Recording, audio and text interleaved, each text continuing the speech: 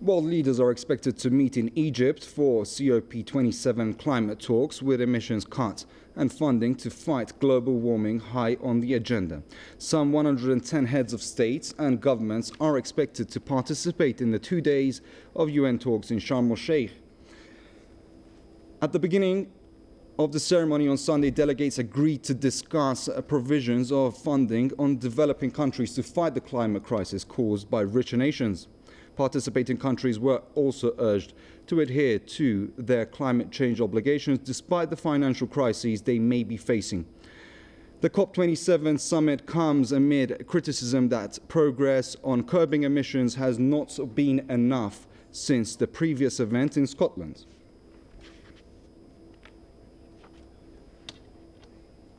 To discuss this in more detail, we are joined by Tony Gosling, historian and investigative journalist, via Skype from Auckland. Tony, many thanks for joining us. What do you have to say about this, and how do you think this can actually affect the climate change going forward? As you can see, there hasn't been much progress since the last event in Scotland.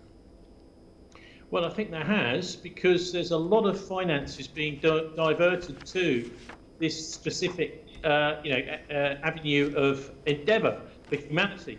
Look at, for example, at the length of time this COP summit is going on for, nearly 2 weeks, and its budget, which is now, they're saying, around about $100 billion a year going into these various climate measures from the G7 countries and the richest countries.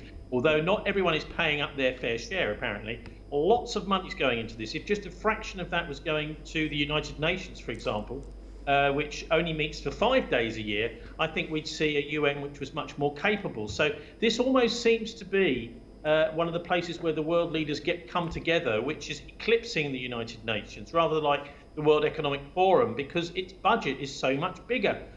So they're 2 weeks there. And I think we also have to look at some of the vested interests. Obviously, King Charles is not going to be there this year. He said he's not going to anyway, although I know Rishi Sunak, the new Prime Minister, has changed his mind.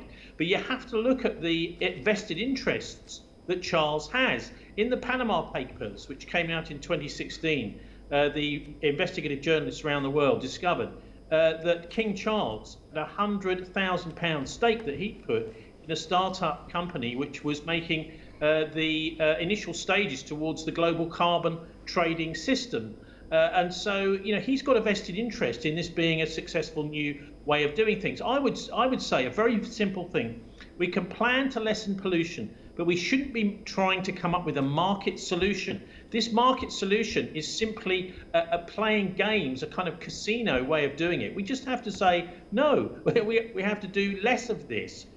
So there's also some controversy about to what extent climate change is being man-made, and what extent the sun and other things have an effect on it. I think, for me, I'm pretty clear that man does have quite a big effect on the climate, particularly China, because they are the big industrial power at the moment. But there are a lot of scientists that can contend with this, and the mass media, certainly in Britain, shuts them out of the discussion, shuts them out of the debate. And for example, back in 2013, we heard the scientists themselves at the IPCC, the UN body that's responsible for all this, saying that the average temperature hasn't risen for the last 15 years, and we're going to have to massage up our report in order to try and make out that it has. So, this all started really with the Rio Earth Summit in 1992, and we're now at a stage where the COP27 at Sharm el-Sheikh, which, by the way, is Tony Blair's favourite